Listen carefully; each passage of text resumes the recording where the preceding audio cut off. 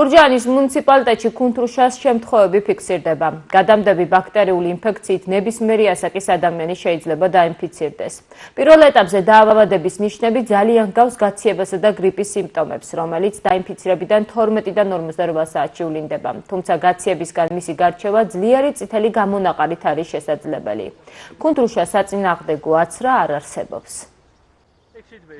ქუნთრუშა ეს არის ინფექციური დაავადება, ძირითადად ბავშვთა ინფექცია, რომელზედაც აცრები არ ხდება. დაავადება ყოველთვის ხდება სპორადული შემთხვევების სახით, ანუ ერთეული შემთხვევების სახით. სასწრაფო შეტყობინებას არ ექვემდებარება, მსუბუქი მიმდინარეობა ახასიათებს ძირითადად. ჩვენთან ამ ქუნთრუშის ერთეული შემთხვევების გამოვლენა, ანუ ჩვენთან გადმოცემა ხდება ეგრეთ წოდებული თვის ანგარიშების ფორმა 58.3 საშუალებით, რომელიც თვის ბოლოს მოდის უბნებიდან. ანუ სოფლებიდან და თვითონ ქალაქში არსებული ქუნთრუშის შემთხვევას ჩვენ ვგებულობთ არა იმ წუთში სასწრაფო შეტყობინების სახით, არამედ თვის ბოლოს 58.3 არსებობს ესეთი ფორმა, აი ამ ფორმით.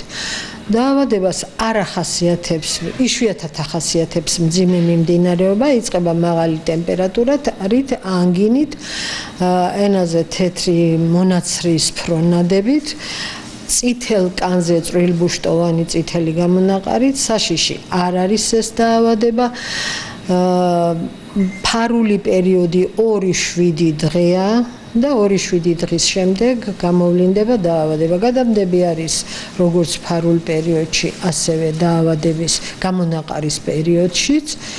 ალაგდება ჩვეულებრივ, აი აბსოლუტურად ყველაფერი 2 კვირის შემდეგ უკვე განვითარდება. ეს არ არის ვირუსული დაავადება, ეს არის ბაქტერიული დაავადება, რომელიც საერთვეთოვანი გზით გადადის. საუბრის, ხველების, ნივთების, სათამაშოების სახით. ძირითადად 5-7 წლის ასაკის ბავშვებში გვხდება. და უმრავლეს შემთხვევაში გამოჯანმრთელებით მთავრდება ანტიბიოტიკებით მკურნალობის ფონზე.